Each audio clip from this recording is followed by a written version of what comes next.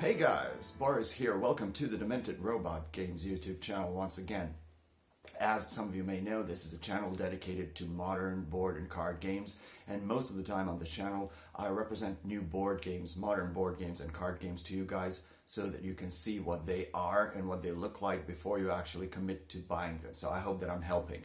Anyway, today we're taking a look at a very interesting game, or potentially interesting. It was certainly interesting to me when I did my first initial research about this game. I had an impression that it was going to be an interesting one and that it was going to have some really interesting mechanism combinations. We're taking a look at the Crown of Emara.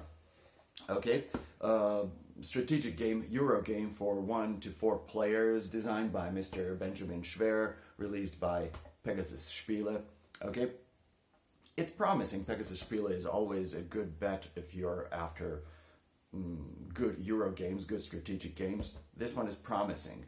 Now, this game happens in the Kingdom of Emara, as the name of the game implies. We have an old king he's growing old, but he was a very good and capable king. He brought the period of peace, abundance, and prosperity to all citizens, all denizens of the kingdom. So he was a very good and capable king, but alas, he has no natural heir of his own. So he's slowly starting to think about who is going to succeed him. And that's where we come in as players. Each player is going to take on a role of a noble of the land, and we're basically competing for succession. We want to become everybody wants to become the next king. The way we're going to do that is basically by convincing the old king that we are capable of upholding all those values that he has achieved over the course of his reign, like peace, prosperity, economic expansion, and all those good stuff. Okay, so what we're going to do over the course of the game is try to do exactly that, to improve the quality of life of our citizens even further by gathering resources, transforming those resources into good, valuable stuff like knowledge, like houses for the people. Our main goal is to attract newcomers to the kingdom because our economy is booming and blooming and we want new workers. So we want to attract new guys into the kingdom, but also in order for them to stay and work for us, we need to provide for them, mostly houses and where they're going to live. So people and houses are the points basically that we are working towards in this game, because both represent points at the end of the game. Mechanically speaking, this game has a really good collection, good combination of resources. First of all, it's a rondel game. In fact, a double rondel game, because there are 2 boards, both of which are rondels. So there's that. Then we have cards that we will play for action. So there's action selection there. And then finally, we have definitely a lot of resource management in this game, because resources are very important. We're going to pay for stuff mainly in resources. So there's a really cool potential combination of mechanisms that could work pretty well together. Whether that really is true or not, we're going to see over the course of this video, where of course I'm going to show you how the game works, and then I will return with some final thoughts about the game. So let's see how the game plays first.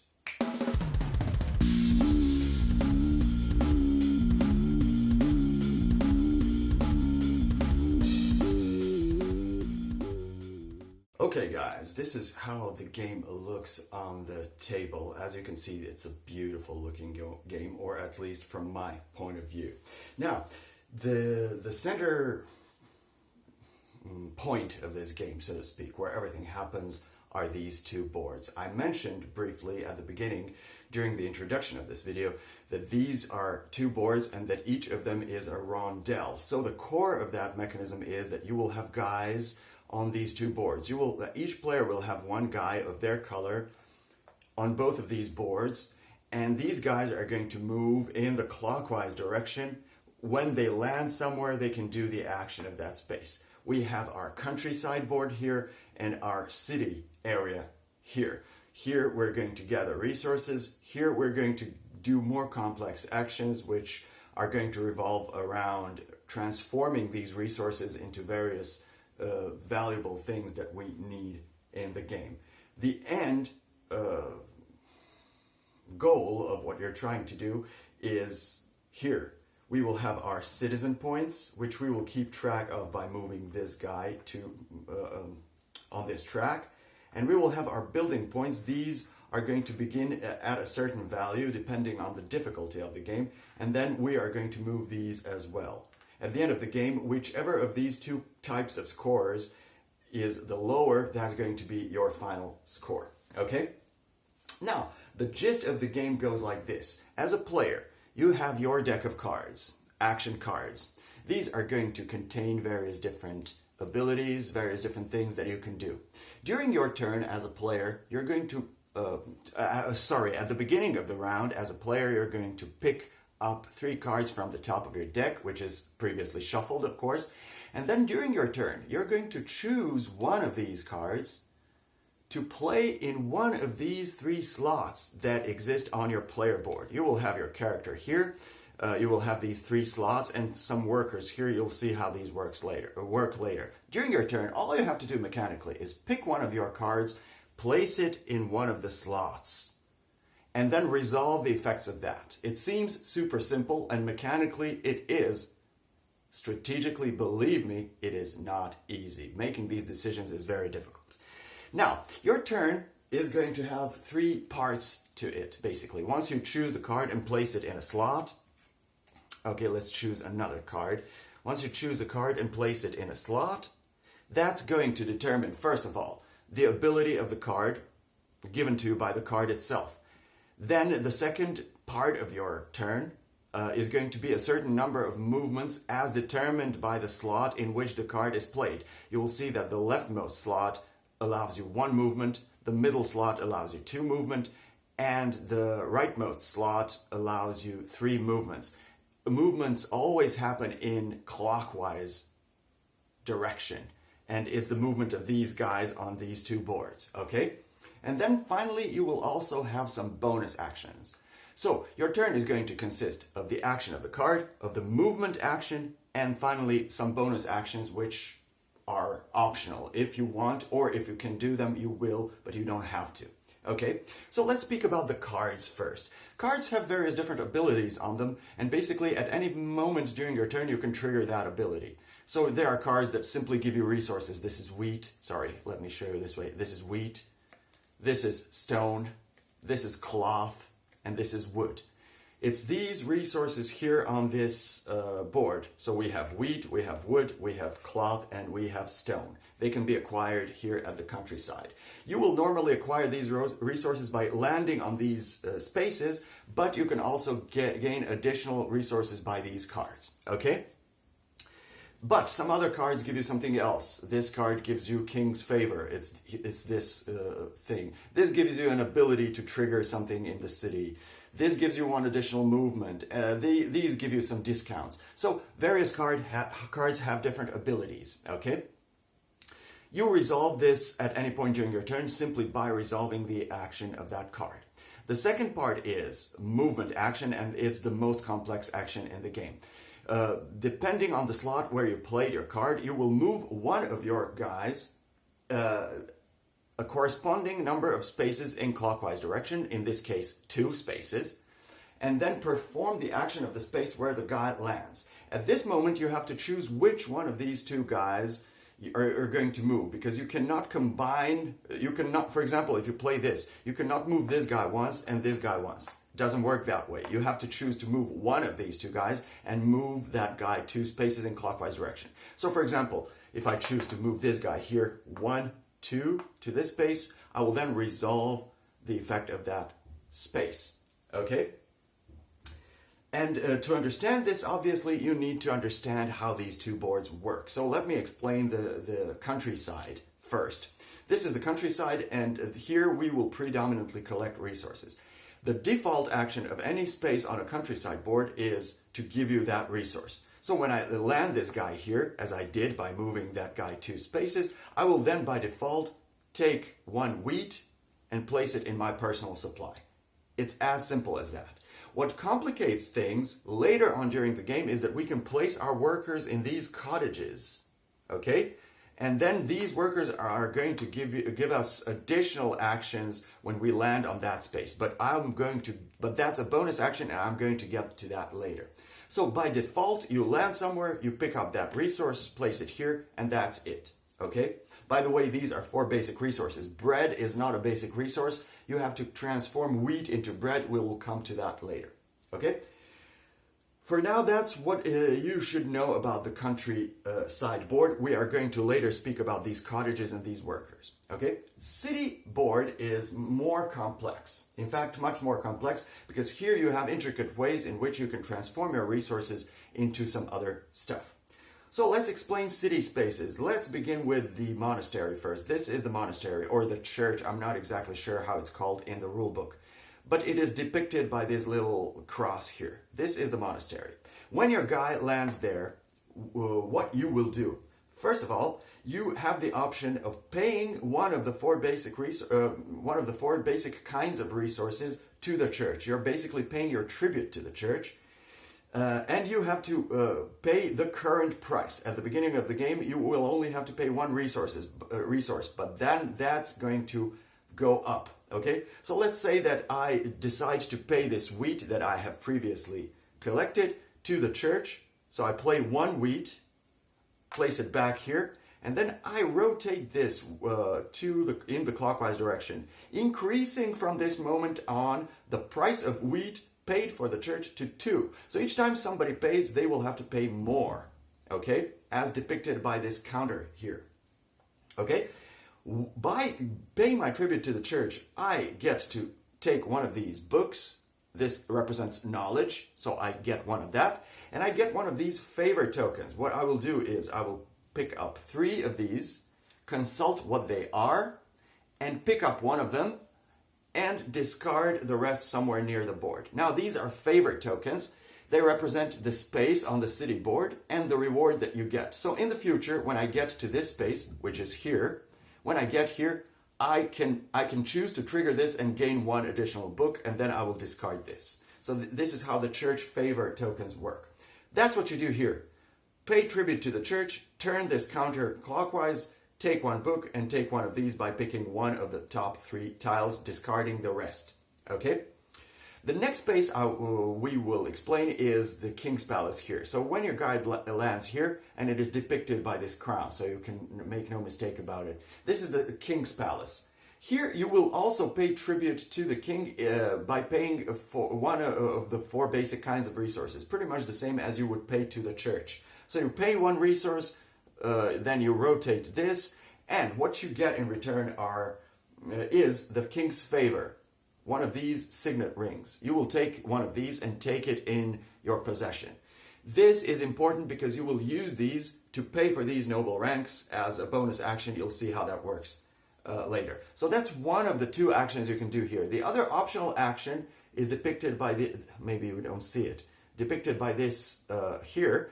And it tells us that we can pay 1 book, one of these books that we have previously acquired from the church, pay one of these to get 5 building points. Whenever we see this icon with a house with a certain number on it, that's how many building points we gain. So if I choose to pay 1 book here at the King's Palace, I will gain 5 building points.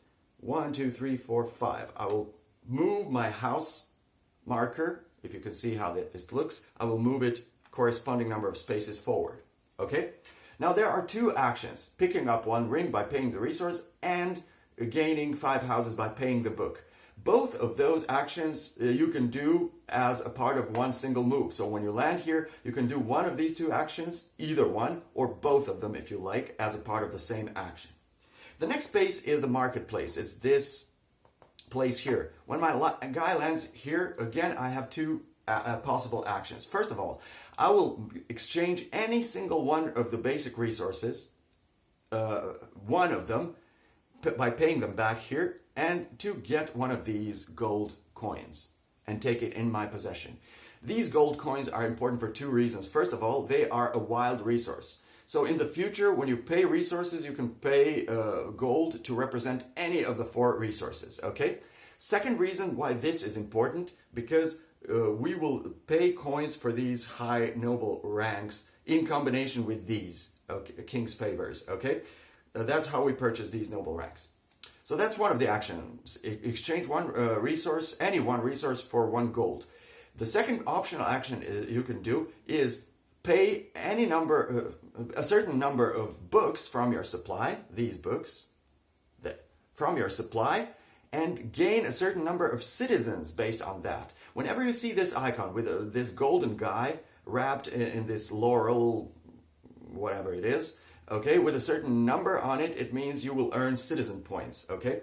So this table here shows us how many we will earn for a certain number of books. So for one book, we will get 3 citizens. For 2, 6 citizens, and so on and so forth. If we pay 5 books, we will get 21 citizens. That's quite a bit, okay? Each time we get a certain number of citizens, we will move this guy of ours a corresponding number of spaces forward, increasing our number of citizens that we have attracted into the kingdom. These 2 actions, you can do either one or both of them for one you land here, okay? And then finally we have the 4th space, this space here. This is the construction site. Here we can do 3 different actions, okay? First of them being, we can pay 1 stone to gain 5 building points plus a certain number of building points as depicted by this counter here. So the first guy who goes here and pays a stone will get 5 plus 5, that's 10 houses, and move this accordingly. But the moment you do this, you will rotate this clockwise, making this action less efficient for future players. Now it's 5 plus 4, okay? So this gets less and less efficient over time. The second action you can do is pay 1 to 3 breads. So 1, 2, or 3 breads from your personal supply, if you have them, to gain this number of citizens as shown by this marker for each bread paid. So if I paid 3 breads here, I would gain 3 times 7, 21 citizens. And then I would rotate this, making this less efficient for the future actions. Okay? So this is the number of citizens I get for each bread paid, from 1 to 3. And then, of course, I keep track of that by moving my guy forward. And then the third action we can do on the construction site is either pay 1 wood for 5 houses, or pay 3 wood for 10 houses. But we have to choose which one of these 2 we're going to use. So these are the spaces in the city. During your movement action, you're going to move your guy forward, resolve the effect of that space either in the country or in the city, and that's your movement action. And then finally, we have our bonus actions. There are 3 different bonus actions we can do. The first of them is, as a bonus action, we may choose to take one of our guys from our board, going from left to right. We always take the leftmost guy and then place it in one of the cottages of the space where our guy currently is. So if I choose a bonus action to place this guy somewhere, my guy is here in the stone space. I will then take the leftmost of my guys and place it in one of these 3 unoccupied cottages. And then I will pay the combination of resource as depicted on the cottage itself. So here I will pay 2 wood, for example, to place my guy here. This cottage is now occupied and nobody else can place their guy here. Why is this guy important here? For 2 reasons. First of all, when I uncover this space, I will get a point, citizen point, for that. So I will move my guy 1 space forward. Each consequent guy will bring me more points. Second reason, more importantly, this guy from now on makes this action more lucrative for me. Because in the future, when I land on this stone space, in addition to getting 1 stone from here, this guy will allow me to either get 1 additional stone, or alternatively, to exchange 1 wheat for 1 bread. So this guy here allows me to either get 1 additional stone or to exchange my wheat for 1 bread. Okay? If I place my guy here, then when I land here, I will get either 1 additional wheat or I will gain 1 bread for 1 wheat that I pay.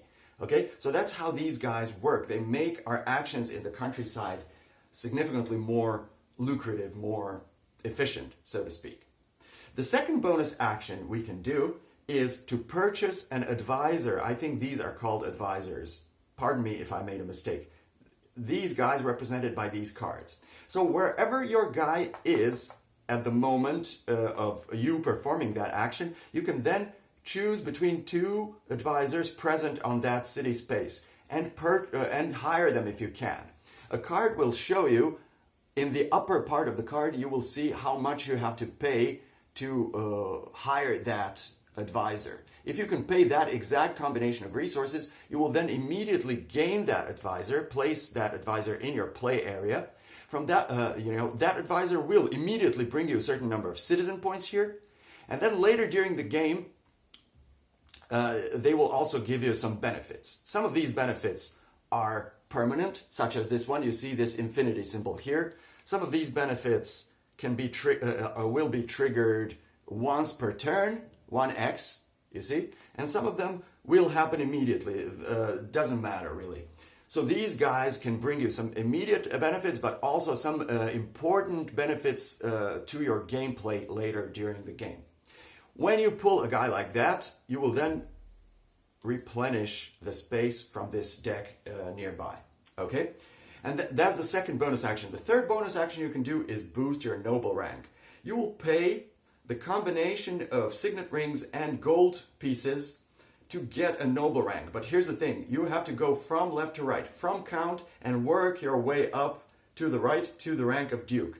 You cannot skip any of these cards. When you pay for the noble rank, you get it. You immediately get this number of citizen points for doing that, and then you tuck that underneath your character like this. Okay? The next time you will pay this and take the rank of count, gaining this number of citizen points, and you will do this. And you can work your way up to the highest noble rank. The topmost card of each rank brings you most points, you see? So this has 21, the next has 17, the next has 14. So this is a race. Whoever gets the rank first will get most points. Okay? And that's basically how you play this game. You know, you have your card actions, your movement actions, and your bonus actions. You can perform them in any order you wish. You don't have to do the card first, or the movement first, or the bonus actions first. You can do whatever stuff in whichever order you want. Okay? Bonus actions, there are 3 different bonus actions. You can do each one of them during your turn once, but you cannot repeat the same one twice. That's what I forgot to tell you. And that's that. The structure of the game goes like this. At the beginning of the round, everybody draws 3 cards. Then each player during their turn will pick 1 card, place it in 1 slot, resolve the effects of that.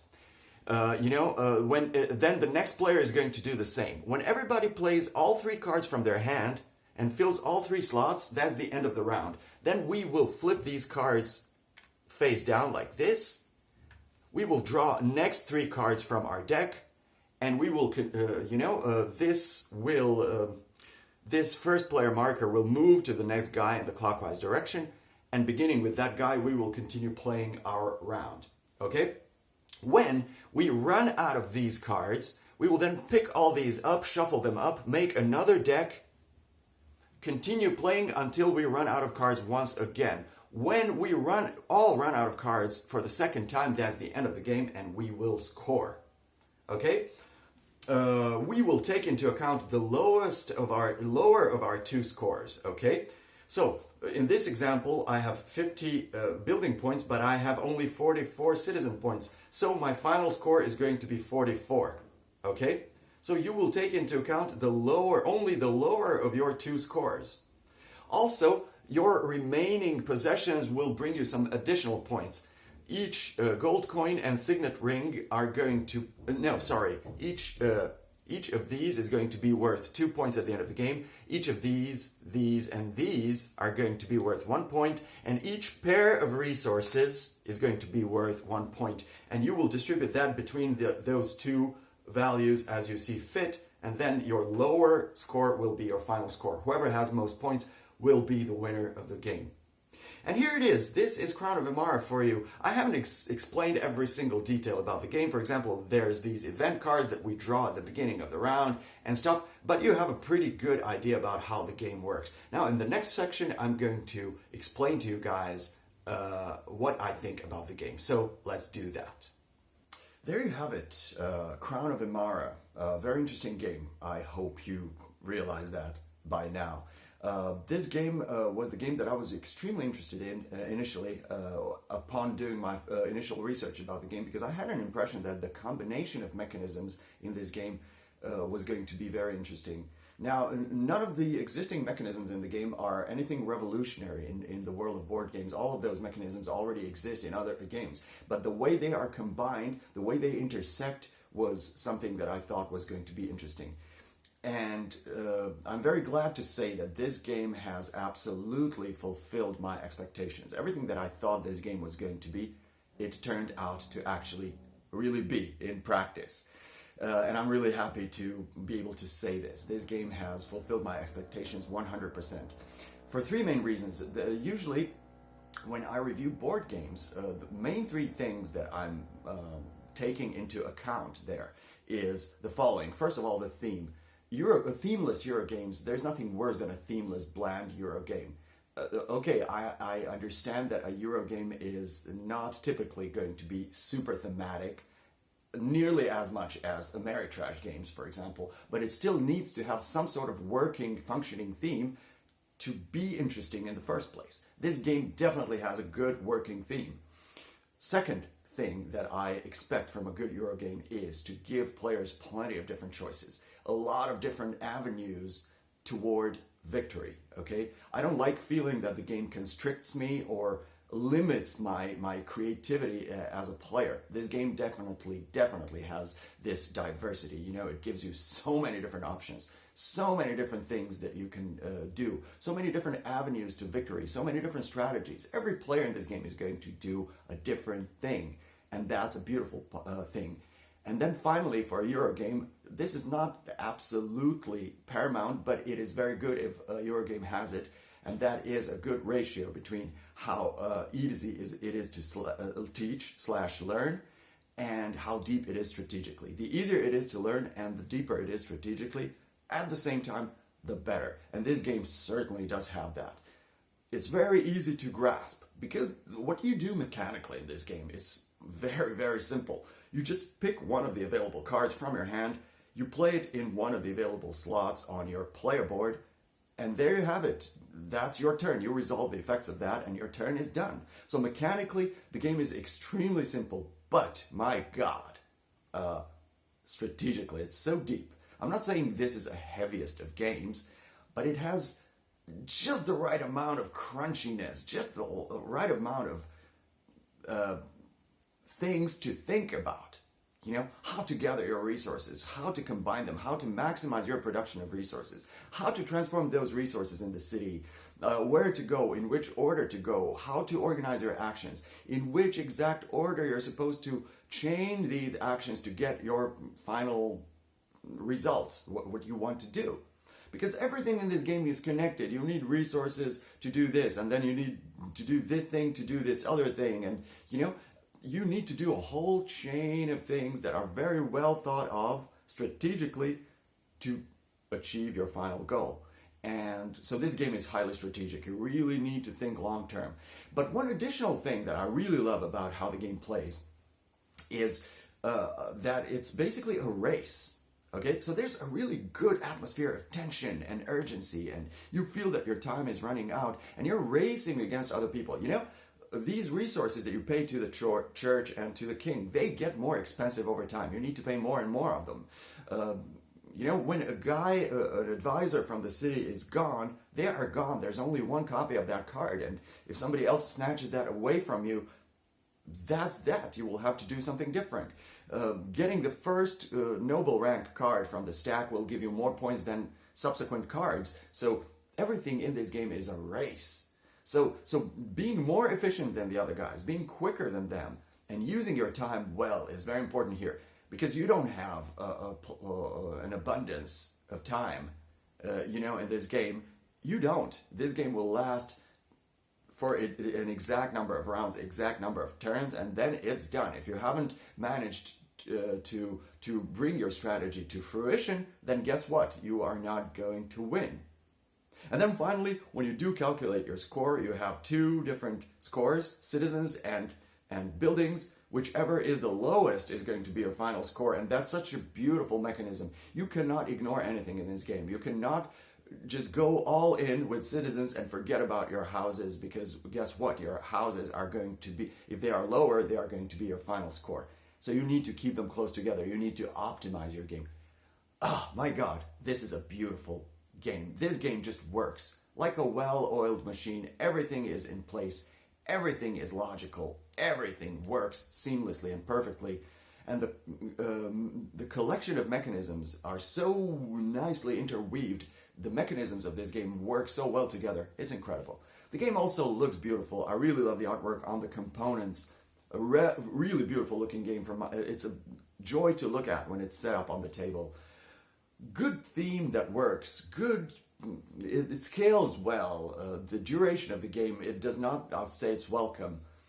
The replayability is, I think, very high with the modular boards and the race and the interaction between players. And I love this game through and through. I think you guys have already guessed it. I absolutely recommend this game. This is a perfect Euro. This is an epitome of what a good Euro game should be, in my opinion. And the best part is that Mr. Benjamin Schwer, who designed this game, if my information are correct, if I have correct information, this guy used to design children-level board games. This is actually his first attempt at designing a grown-up level board game, and my God, what a board game it is. If we are to judge his future career based on his first attempt at a board game level, at a grown-up level board game, then he is going to have a stellar career as a board game designer. And I'm definitely looking out for Mr. Benjamin Schwer, because I suspect he's going to do great things in the world of board games. Anyway, that's it. This game has my absolute recommendation, hands down. You guys should definitely check it out. If you guys love Euro games, strategic games, I see no reason why you should not like this game. That's just how much I love this game. This game is a part of my collection, not going anywhere. This is a keeper for me, most definitely. So that's it. Thank you for watching, sharing, liking, subscribing, commenting, all the good stuff. You guys are great. Keep subscribing. Click on the bell button if you haven't already to get notified of new content on this channel.